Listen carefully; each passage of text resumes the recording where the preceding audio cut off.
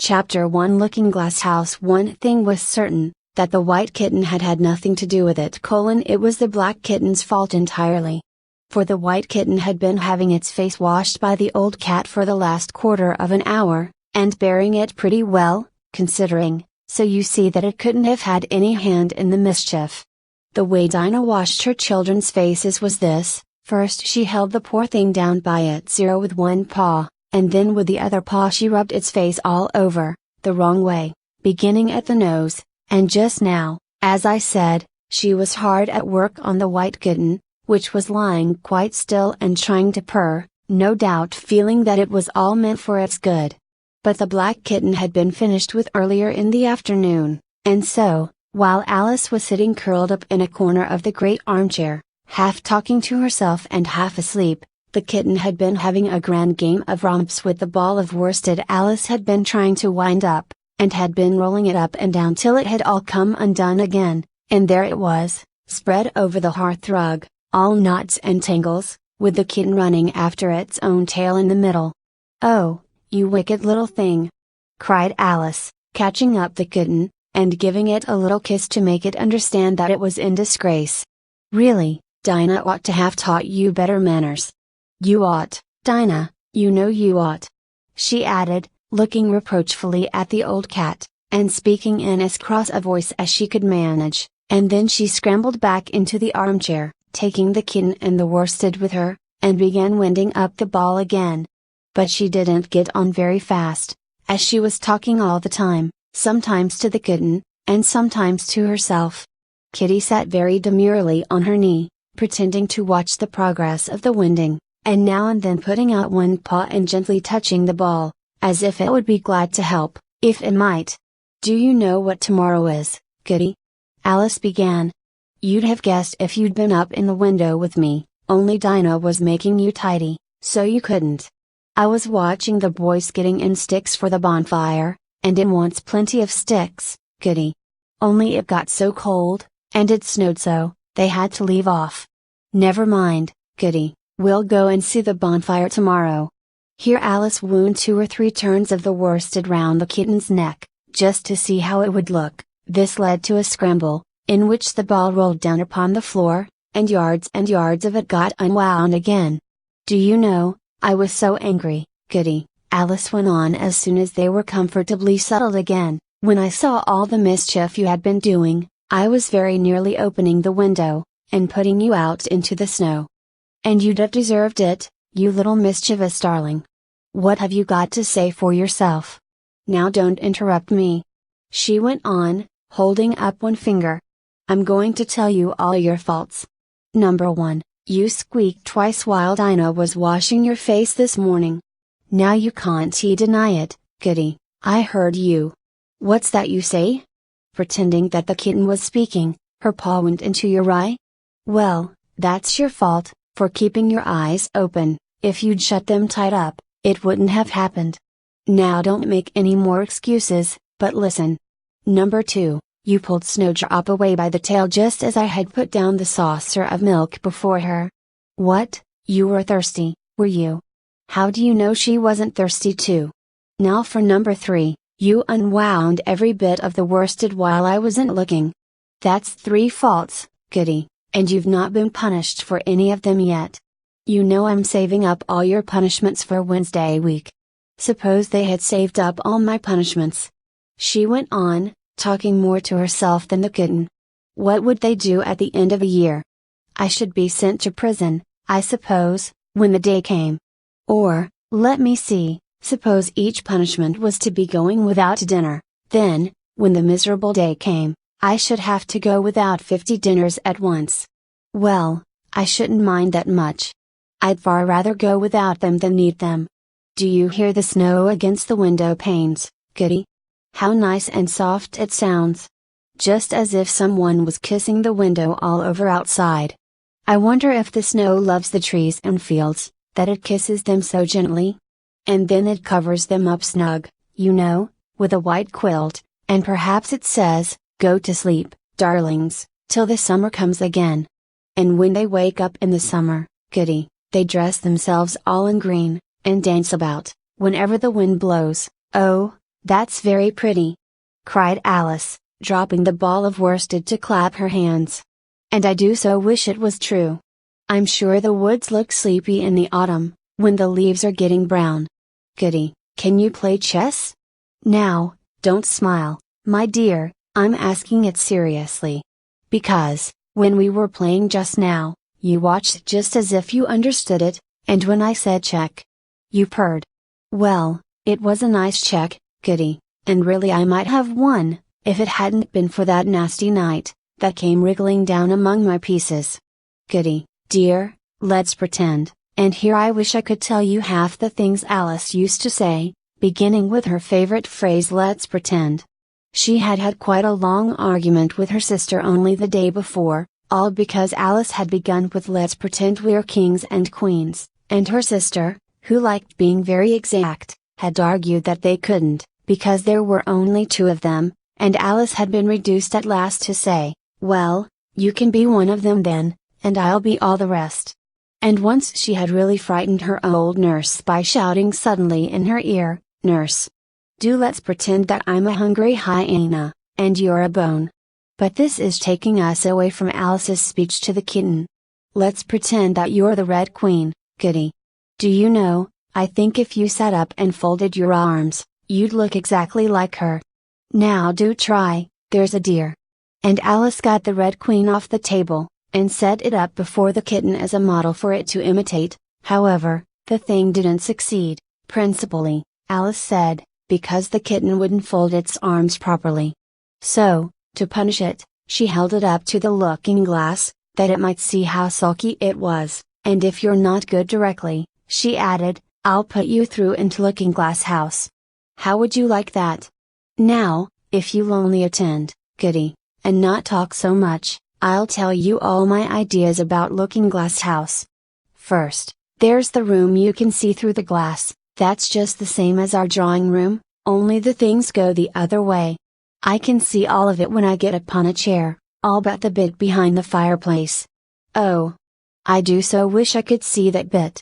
I want so much to know whether they've a fire in the winter. You never can tell, you know, unless our fire smokes, and then smoke comes up in that room too, but that may be only pretense, just to make it look as if they had a fire. Well then, the books are something like our books, only the words go the wrong way. I know that, because I've held up one of our books to the glass, and then they hold up one in the other room. How would you like to live in Looking Glass House, Goody? I wonder if they'd give you milk in there? Perhaps Looking Glass milk isn't good to drink, but oh, Goody. Now we come to the passage. You can just see a little peep of the passage in Looking Glass House, if you leave the door of our drawing room wide open. And it's very like our passage as far as you can see, only you know it may be quite different on beyond. Oh, Goody! How nice it would be if we could only get through into Looking Glass House. I'm sure it's got, oh, such beautiful things in it. Let's pretend there's a way of getting through into it, somehow, Goody. Let's pretend the glass has got all soft like gauze, so that we can get through. Why, it's turning into a sort of mist now. I declare. It'll be easy enough to get through. She was up on the chimney piece while she said this, though she hardly knew how she had got there. And certainly the glass was beginning to melt away, just like a bright silvery mist. In another moment Alice was through the glass, and had jumped lightly down into the looking glass room. The very first thing she did was to look whether there was a fire in the fireplace, and she was quite pleased to find that there was a real one, blazing away as brightly as the one she had left behind. So I shall be as warm here as I was in the old room, thought Alice, warmer, in fact, because there'll be no one here to scold me away from the fire. Oh, what fun it'll be, when they see me through the glass in here, and can't get at me. Then she began looking about, and noticed that what could be seen from the old room was quite common and uninteresting, but that all the rest was as different as possible. For instance, the pictures on the wall next the fire seemed to be all alive, and the very clock on the chimney piece, you know you can only see the back of it in the looking glass, had got the face of a little old man, and grinned at her. They don't keep this room so tidy as the other, Alice thought to herself, as she noticed several of the chessmen down in the hearth among the cinders. but in another moment, with a little oh of surprise, she was down on her hands and knees watching them. The chessmen were walking about, 2 and 2. "Here are the Red King and the Red Queen," Alice said, in a whisper, for fear of frightening them, "and there are the White King and the White Queen sitting on the edge of the shovel, and here are 2 castles walking arm in arm. I don't think they can hear me," she went on, as she put her head closer down, "and I'm nearly sure they can't see me. I feel somehow as if I were invisible." Here something began squeaking on the table behind Alice, and made her turn her head just in time to see one of the white pawns roll over and begin kicking. She watched it with great curiosity to see what would happen next. "It is the voice of my child," the White Queen cried out as she rushed past the king, so violently that she knocked him over among the cinders. "My precious Lily! My imperial kitten!" And she began scrambling wildly up the side of the fender. "Imperial fiddlestick!"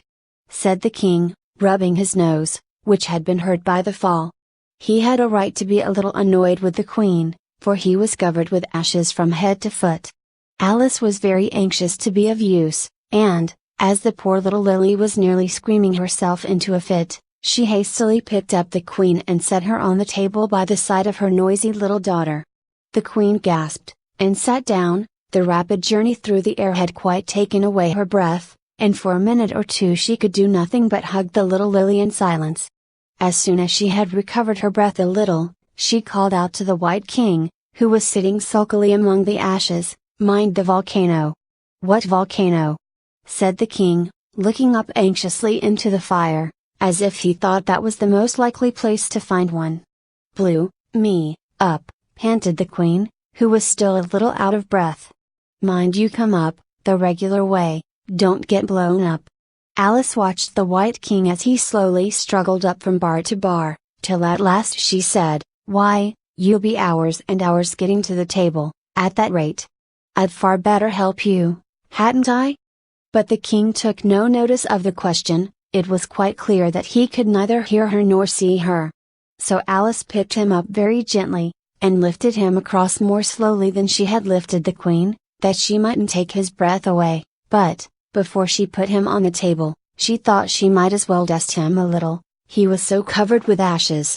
She said afterwards that she had never seen in all her life such a face as the king made, when he found himself held in the air by an invisible hand, and being dusted. He was far too much astonished to cry out, but his eyes and his mouth went on getting larger and larger, and rounder, till her hand shook so with laughing that she nearly let him drop upon the floor. "Oh! Please don't make such faces, my dear!" she cried out, quite forgetting that the king couldn't hear her. "You make me laugh so that I can hardly hold you. And don't keep your mouth so wide open. All the ashes will get into it. There, now I think you're tidy enough," she added, as she smoothed his hair, and set him upon the table near the queen. The king immediately fell flat on his back, and lay perfectly still, and Alice was a little alarmed at what she had done, and went round the room to see if she could find any water to throw over him. However, she could find nothing but a bottle of ink, and when she got back with it she found he had recovered, and he and the queen were talking together in a frightened whisper, so low, that Alice could hardly hear what they said.